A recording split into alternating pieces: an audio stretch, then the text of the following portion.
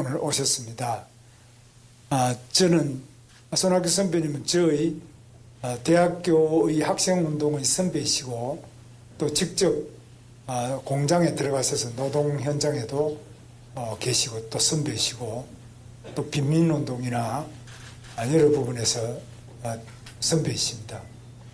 제가 도지사를 나올 때도 우리 손 선배님한테 그 도지사 그거 하는 게 좋습니까? 이렇게 물어보고 그러니까 뭐 한번 해볼 만하긴 하다고 그러셔서 그때는 사실 손학규 선배님이 도지사를 한 번 더 하셔야 된다.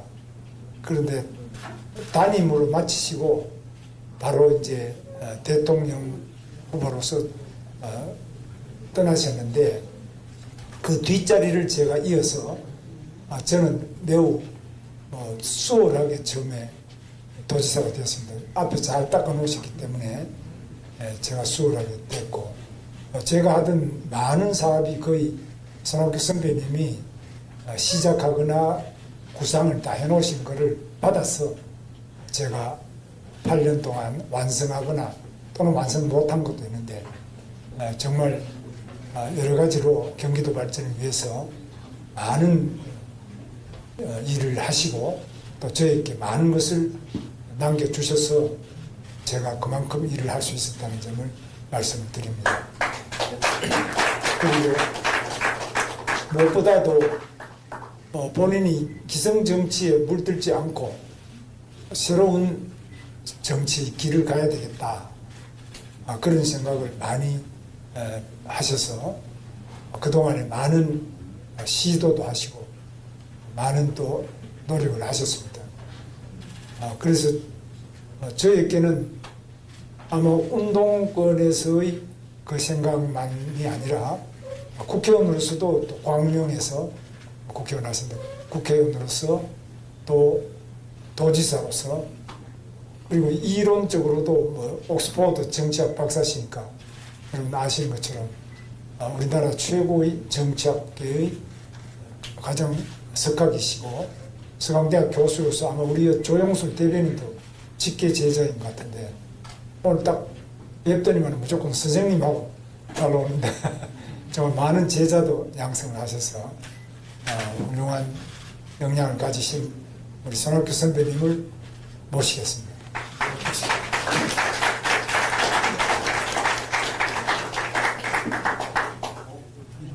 여기 나와서 인사하시죠. 예, 맞습니다. 예. 인사부터. 손을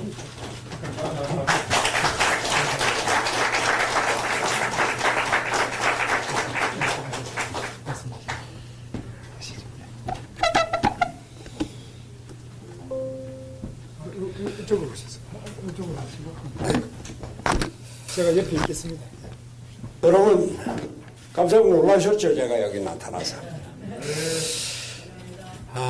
저는 오늘 김문수 대통령을 만드는데 조금이라도 도움이 될까 하는 마음에서 이 자리에 나왔습니다. 나락으로 떨어져가는 대한민국 그 살려야 된다. 이러한 절박한 마음을 갖고 나왔습니다. 제가 없는 힘이지만 조금이라도 도와야 되겠다는 생각으로 이 자리에 섰습니다. 저는 정치를 떠난 사람입니다. 산에 다니고 친구들 만나서 막걸리 마시고 책 보고 또 그동안 소홀히 했던 집안일도 좀 돌보고 이러면서 편안하게 살고 있습니다. 그런데 나라 걱정은 날이 갈수록 심해집니다. 아닌 밤에 홍두깨로 계엄이 선포되고 나라는 전체 탄핵 국면으로 뒤숭숭하고 대통령은 파면되고 다시 대선까지 왔습니다. 경제 피크 코리아로 지금 낭떠러지로 떨어지고 있습니다. 트럼프는 통상 압박으로 우리나라 경제를 위협하고 있습니다. 주한미군이 앞으로 제대로 주둔할지 아니면 중국 견제용으로 역할 변경을 할지 북한은 핵무기 미사일 개발하는데 북한을 핵 보유국으로 인정을 한다고. 안보 위기.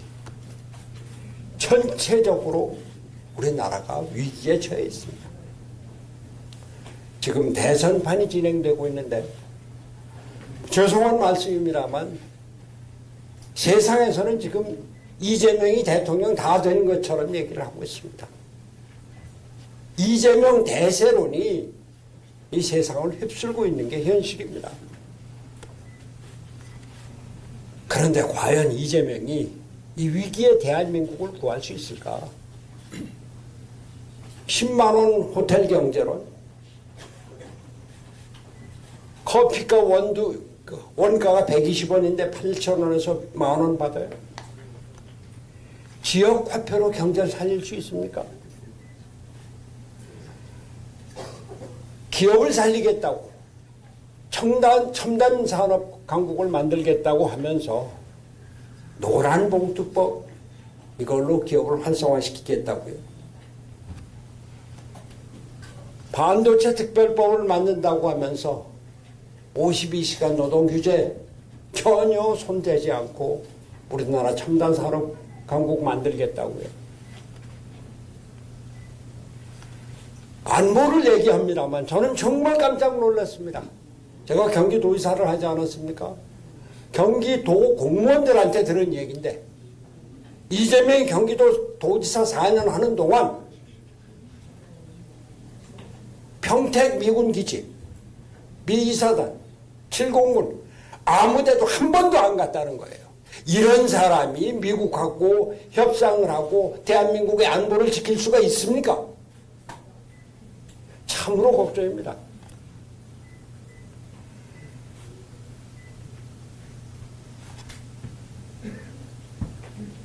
제가 솔직하게 말씀드리겠습니다.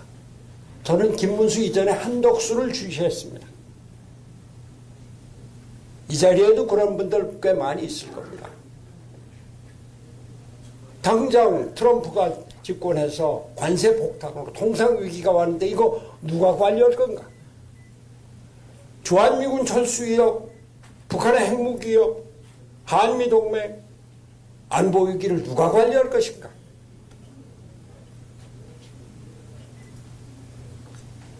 그동안 관직 모든 것을 다 하고 대통령 권한대행까지 하고 이런 사람이 그래도 대미협상 능력이 있고 경제위기 관리를 할 능력이 있을 것이다.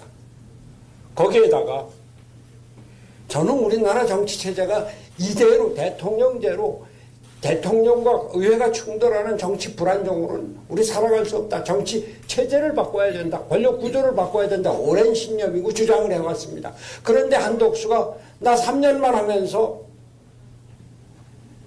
헌법 개정을 하고 7공화국 준비하고 난 그만두겠다. 거기서 반했습니다. 그래서 한덕수를 지지했던 겁니다.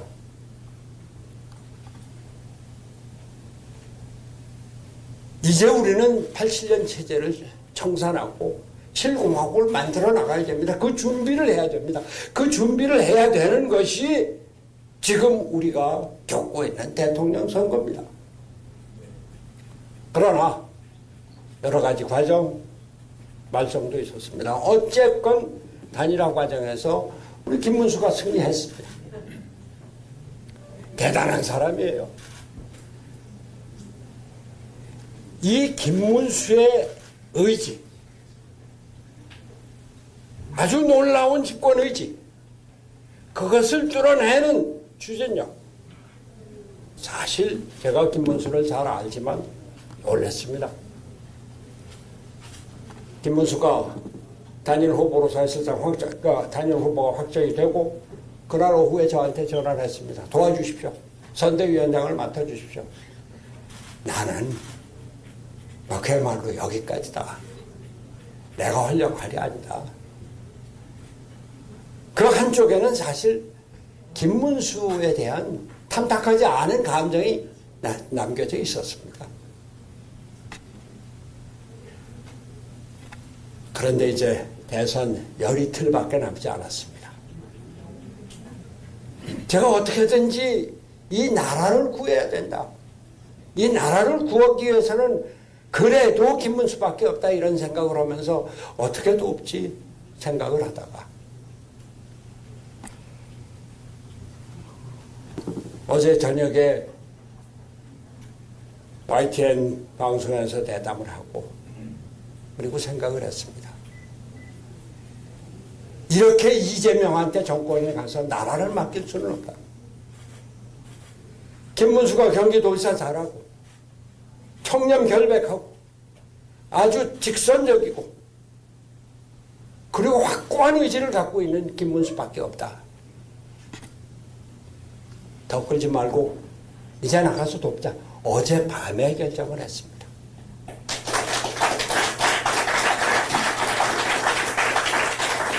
우리나라가 어떤 나라입니까? 6.25 전쟁 거치면서 세계 최빈국에서 10대 경제 강국으로 발전했습니다. 박정희 전두환의 군사 독재를 뚫고 일어나서 세계 최고의 민주국가를 이룬 나라입니다. 저희가 어렸을 때 쓰레기통에서 무슨 장미꽃이 피어나느냐 이런 얘기 듣고 그런 조롱을 받으면서 세계인이 선망하는 문화 강국을 이룬 나라입니다. 이런 나라가 이제 낭떠러지로 떨어지게 되고 있고 떨어지고 있습니다. 금년도 경제 성장률 1% 이하로 보는 외국 기관들도 있습니다. 이번 대통령 선거, 이번 이러한 위기의 대한민국을 살릴 지도자를 뽑는 선거를 해야 됩니다. 이 위기의 대한민국을 살릴 수 있는 사람 바로 김문수 후보뿐입니다.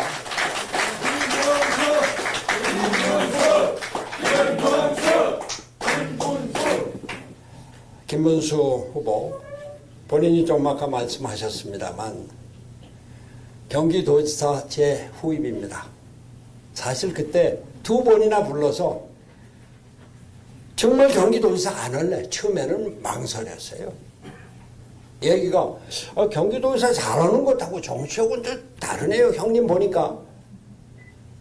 제가 경기도지사는 잘한다는 평가를 받았는데 그 당시 대통령 예비 후보로 김이명박 박근혜 손학규 중에 손학규가 제일 꼴찌니까 그것도 한참 떨어져서 그 얘기를 하는 거예요. 그래 제가 2번째 불러서는 네가 앞으로 대통령을 꿈꾸면서 하는 얘기인 것 같은데 대통령을 꿈꾸면은 경기도지사를 네가 할 수만 있다면 그거보다 더 큰 축복이 없다 그렇게 얘기를 했습니다. 경기도는 대한민국의 축소판으로 없는 것이 없는 데다가 국방안보 이건 그러니까 도지사에 관할 업무는 아니지만 대한민국 화력의 70% 80%가 경기도에 몰려있다. 연말에 군부대 위문을 가려고 하면은 지휘관이 삼성장군 이하 부대는 갈 엄두도 못 내게 그렇게 부대가 많은 것이다. 미2사단, 7공군사령부, 한미연합훈련 때는 라포트 대장이 때 연합사령관을 했는데 그분하고 같이 포천이죠. 동두천에 직접 그 훈련을 참관을 하면서 미2사단 그 상황실에도 들어가 본 사람입니다. 그런 얘기를 해주고 여하튼 도지사를 했는데 도지사 잘했습니다. 판교 테크노밸리 기획하고 기공식은 제가 했습니다만 그걸 완성을 해서 지금 700조 800조 매출이죠. 그거를 8년 동안 완성하고 확장시킨 게 바로 김문수입니다. 수원의 광교 신도시 있죠. 지방자치단체가 신도시를 만든 게 그겁니다. 그때 제가 기억했는데 그걸 완성해서 지금 아주 최고의 주택단지로 만든 게 김문수입니다. 주한미군 동두천에서 철수해서 어디 갈 데 없을 때 평택에 500만 평을 만들어서 여기 국제도시를 만들겠다. 지금 평택의 국제신도시 미군 기지, 세계 최고의, 세계에서 가장 좋은 미군 기지가 됐습니다. 그걸 완성한 것이 바로 김문수입니다. 그것을 기출로 해서 평택의 반도체 클러스터 있죠. 우리나라 최고의 반도체 클러스터인데, 세계 최대의 반도체 클러스터인데, 그거를 기획하고 만들어서 지금 생산해서 반도체 강국을 만든 게 바로 여러분의 김문수입니다. 김문수 대통령. 그리고 말이죠, 저는 김문수가 GTX를 얘기할 때, 야, 저거 저런 걸 되지도 않을 텐데 말이죠. 처음에 꼼수인 줄 알았어요. 근데 그게 계속해서 지금 1호선이 완공이 돼서 운행되고 있지 않습니까? 교통혁명이고 우리나라 삶을 바꿔놓는 그러한 미래형 지도자가 바로 김문수입니다, 여러분. 잠깐 다른 얘기 좀 하겠습니다. 이재명 후보가 지난번 대통령 선거에 나왔을 때 후보 공지문 집에 가정에 배달되는데 한가운데 이재명은 했다, 오른쪽은 이재명은 한다, 했다는 실적이고 한다는 공약이에요. 공약에는 뭐 500만 개 뭐 일자리를 300만 개 일자리를 만든다, 5만 불 시대 만든다 쭉 해놨는데 했다 한 건 뭐예요? 1호가 뭔지 아세요? 신천지 쳐들어갔다는 겁니다. 2호는 뭔지 아세요? 계곡 정비했다는 겁니다. 경기도에서. 세 번째가 뭔지 아세요? 공공 배달 앱을 만들었다는 겁니다. 네 번째가 뭔지 아세요? 청년 기본소득 실시했다고. 세계적으로 첨단 산업 강국으로, 반도체 강국으로, 자동차 강국으로 성장하는 대한민국의 그 최첨단 선봉에 있는 경기도지사의 실적이 첨단 산업, 과학기술 산업 아무것도 없고 신천지 쳐들었다, 계곡 정비했다. 저는 단지 경기도지사가 뭐를 했다는 데 그치는 것이 아니라 대한민국을 어떻게 앞으로 이끌어 나갈 것인가, 그 비전을 보여주는 것이 대통령 후보 또 경기도지사로의 실적에 나타나야 된다는 얘기입니다.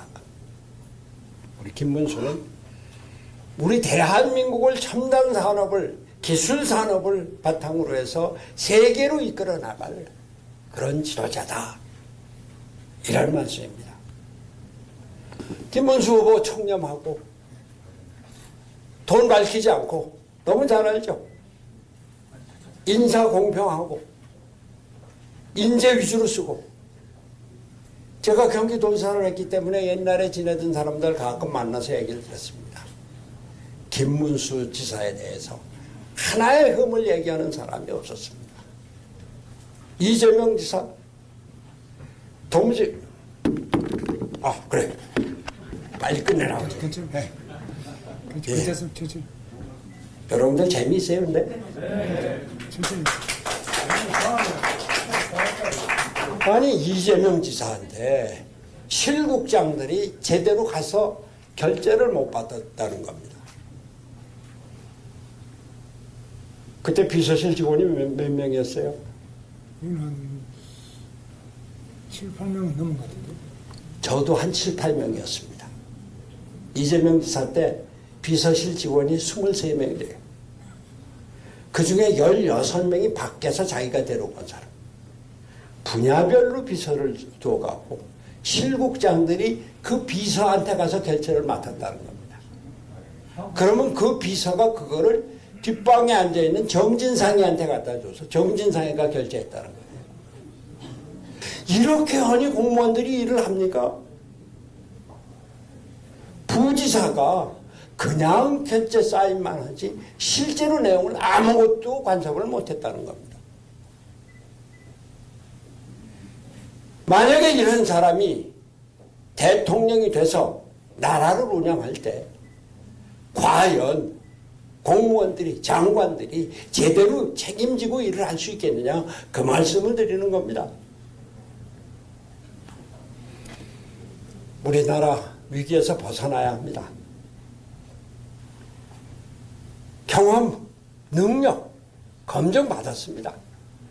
김문수를 대통령으로 만들어서 경기도에서 닦고 갈고 닦은 능력, 비전, 이걸 갖고 대한민국 발전의 선봉장으로 만들어야 된다.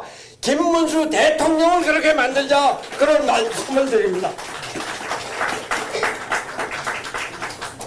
우리나라 지금 삼권 분립이 무너지고 있습니다.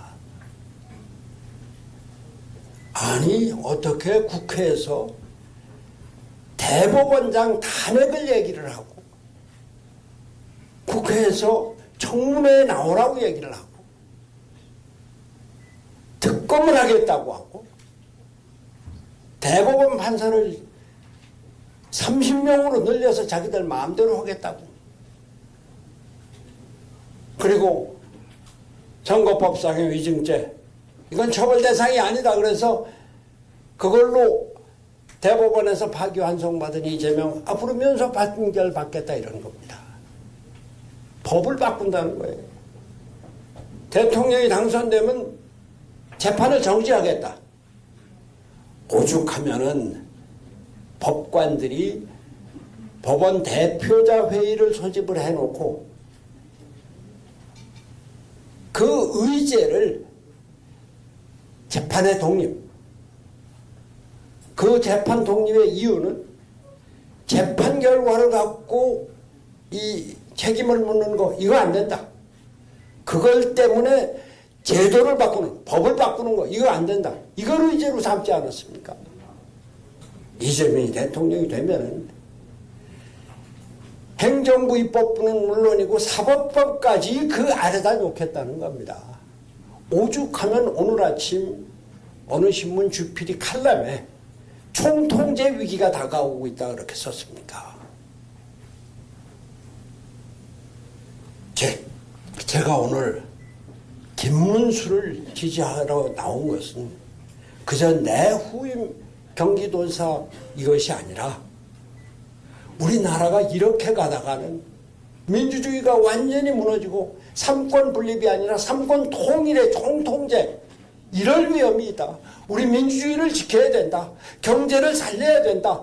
안보를 제대로 지켜야 된다.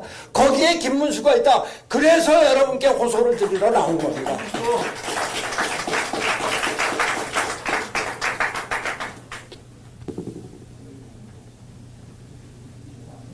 이런 위기를 극복하기 위해서 저는 대한민국의 지도자 여러분들께 간곡히 호소드립니다. 저도 주저하다가 이렇게 나왔는데 지도자 여러분들께서 내 개인의 정치적인 이해관계, 내 개인의 생각 이런 거 좀 접어두시고 나라를 살리는데 같이 나서주시기 바랍니다.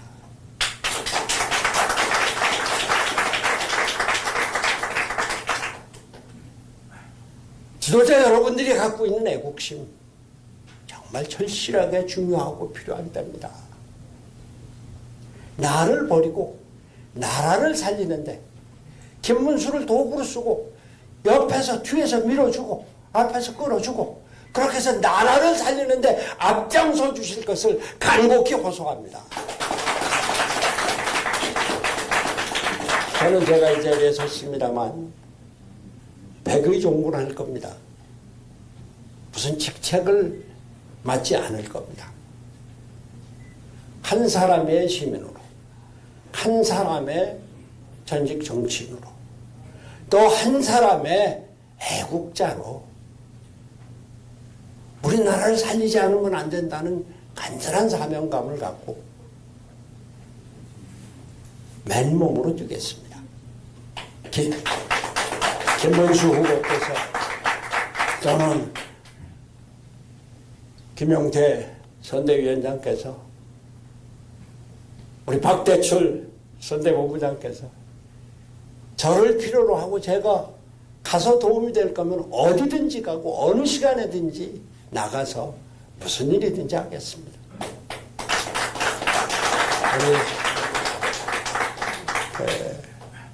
존경하는 우리 김문수 지지자 여러분, 내가 어느 당에 속해 있건 또 과거에 김문수와 어떤 관계에 있었건 또 지금 내가 뭐를 해야 될까 걱정하는 분들, 지금은 정말로 애국심이 필요한 때입니다. 애국심과 사명감으로 김문수를 대한민국의 대통령으로 만들어서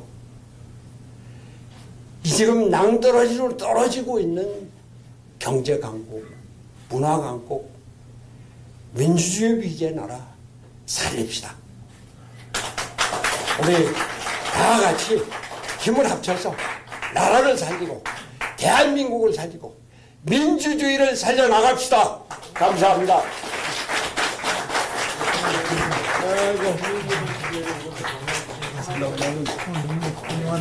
너무 얘기가 길었죠? 감사합니다. 네, 다시 한번 큰 박수 부탁드리겠습니다.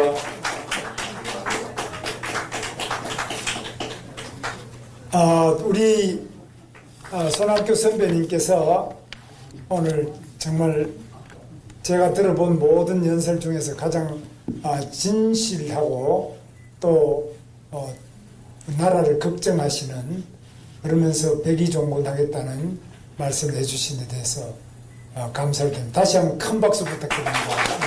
감사합니다. 제가 정치를 떠나서 인생의 여러 가지로 훌륭한 선배님이시기 때문에 늘 말씀을 듣고 잘 모시도록 하겠습니다. 오늘 그러면 제가 원래 하려고 했던 정치개혁 부분을 발표를 드리겠습니다. 오늘 다 말씀하셨는데 근본 취지나 그 방향은 우리 옥스포드 정치학 박사이시고 서강대학교 또 정치학 교수이시고 또 당의 대표도 많이 하시고 우리 국회의원 모든 경험을 다 해주신 손학규 선배님 말씀 속에 다 들어가 있습니다. 근데 오늘 우리나라가 너무나 어렵기 때문에 이 부분에 대해서 제가 준비된 것인데 여기에 빠진 것도 있습니다. 빠진 것들은 앞으로 제가 그동안에 당의 정치개혁위원장도 하고 제가 공천위원장이나 당직도 제가 많이 해보고 당 운영에 구체적인 부분도 많이 제가 관여를 하고 겪어봤기 때문에 제 구상이 많이 있습니다. 그러나 이 정치개혁은 말로 하는 게 아니고 결국은 세력 간의 합의가 돼야지만 가능하고, 합의가 안 될 때 어떤 경우에는 혁명이 일어나는데 저는 지금이 혁명기라고 생각합니다. 지금 한국 정치가 그냥 단순한 제도적인 타협이나 합의 이걸 넘어서서 혁명이 일어나는데, 하나는 방금 손학규 선배님 말씀처럼 거대한 독재, 민주당이라는 이름 아래 이재명의 개인 독재가 총통제를 향해서 치닫고 있는 이 권력의 분립은 없고 당내 민주주의도 없고 여야 간의 건전한 상식과 타협 또는 헌법상의 여러 가지 권한을 모두 침범하는 이런 핵의 망치간 일이 일어나는데, 그 중에 가장 중요한 점이 바로 범법자가 재판을 5개나 받고 있고 온갖 불법을 해서 그 주변이 다 구속되는데, 가장 그 우두머리인 범법의 우두머리는 지금 이 법을 바꿔서 자기가 책임을 면하고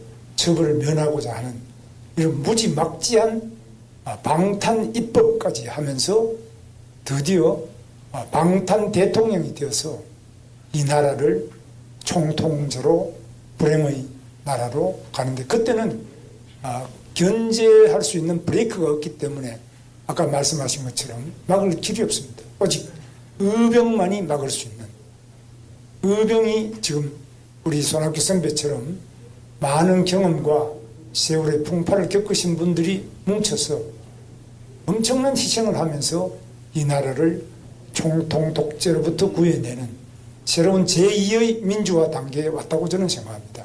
그것은 세계 역사상 유례없는 이재명 독재, 입법 독재를 넘어서서 진정한 민주화, 한 단계 더 높은 차원의 민주화를 이룩하기 위한 그 길목에 들어와 있다.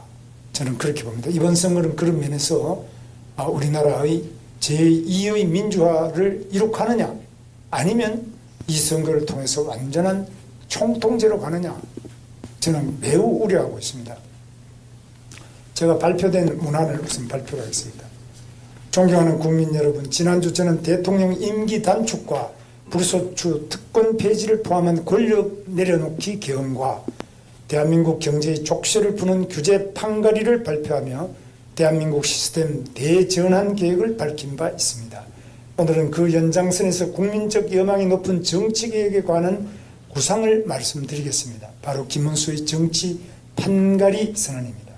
첫째, 제왕적 대통령이 아닌 국민의 대통령이 되겠습니다.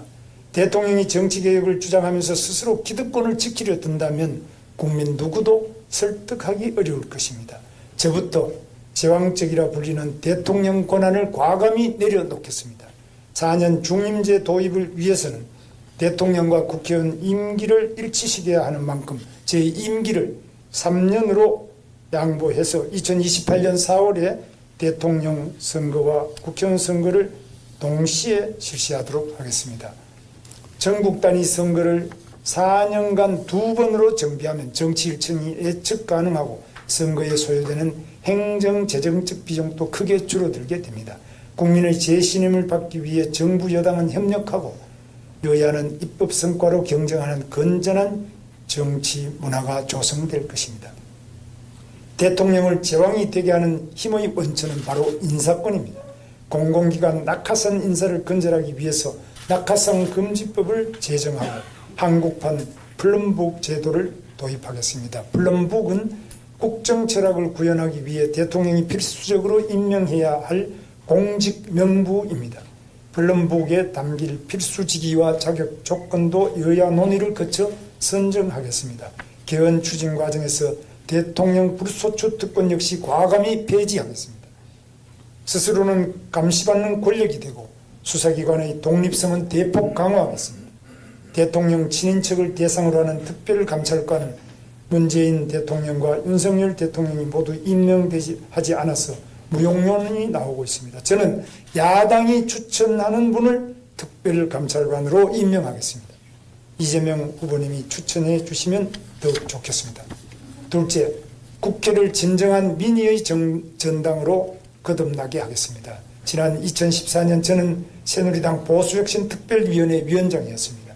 당시 무회의, 무세비, 구속수감시 세비 지급 금지, 무노동 무임금 원칙을 국회의원에게도 적용토록 하고 국회의원 불체포 특권 제한, 겸직 금지, 출판 기념회 금지 등을 제안한 바 있습니다. 혁신을 두고 겪었던 진통이 지금도 생생히 기억납니다. 저의 10년 전 제안이 아직도 제도화되지 않은 것은 그만큼 의회의 기득권이 강력하다는 방증입니다. 당시 당선 즉시 전 당원 투표로 여당의 당론을 확정하고 야당 대표와 만나 제가 직접 제도화에 나서겠습니다. 국회의원 수를 줄이자는 압도적인 국민 여론에 따라 국회의원 정수를 10% 감축하겠습니다. 의원수 감축은 의회 기득권을 포기하겠다는 가장 상징적 장면이자 모든 공공개혁의 동력으로 성화될 것입니다. 저희 정치개혁 과제 중에서 민주당과 생각이 일치해서 당장 시행 가능한 것이 국회의원 불체포 특권, 면책 특권 폐지입니다. 이재명 후보께서도 지난 20대 대선 당시 불체포 특권 폐지를 공약하셨고 2023년 6월 교섭단체 대표연설에서 재차 약속하신 만큼 초당적 협조를 기대합니다. 대통령도 탄핵되고 잘못을 저지른 공무원은 일벌백계하는 시대지만 유독 국회의원만 당선되고 나면 특별한 책임도 견제도 없이 임기를 마치고 있습니다. 개헌 논의 시 국민소환제 등 불량 국회의원에게 국민이 직접 책임을 묻는 장치를 반드시 마련하겠습니다. 아울러 의회의 권력 남용을 막는 차원에서 탄핵 요건을 강화하고 헌법재판소 탄핵 인용 전까지는 직무를 수행할 수 있도록 하겠습니다. 또한 재판 내용을 이유로 법관에 대한 탄핵 소추를 발의할 수 없도록 헌법에 명시하도록 하겠습니다.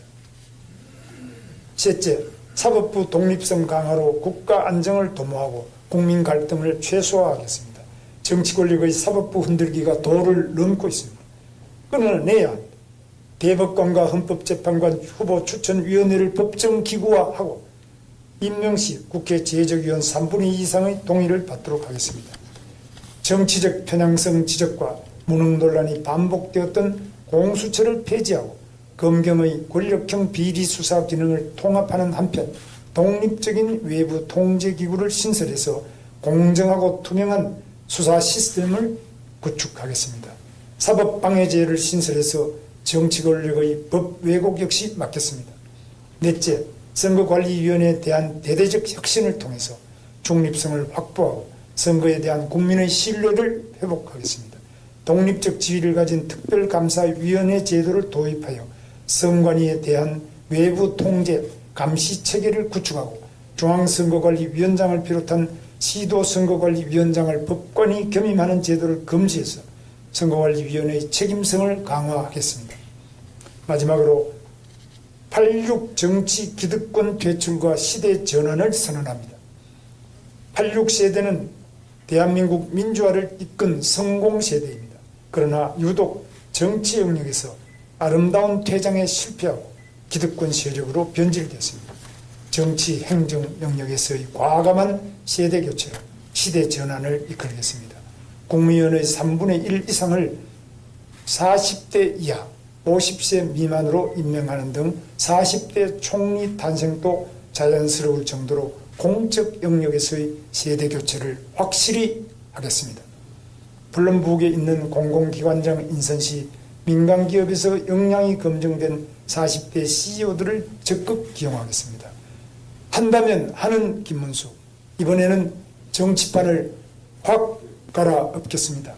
대한민국의 미래를 책임질 청년 3040 세대와 함께 새로운 시대로의 전환을 이뤄내겠습니다. 감사합니다. 혹시 질의응답 있으시면 하시죠. 없으시면 제가 일정상으로 마치도록 하겠습니다. 필요하신 부분은 또 우리 오늘 손학규 정치학 박사님이 오셨으니까 좀 많은 말씀을 나누시면 좋겠습니다.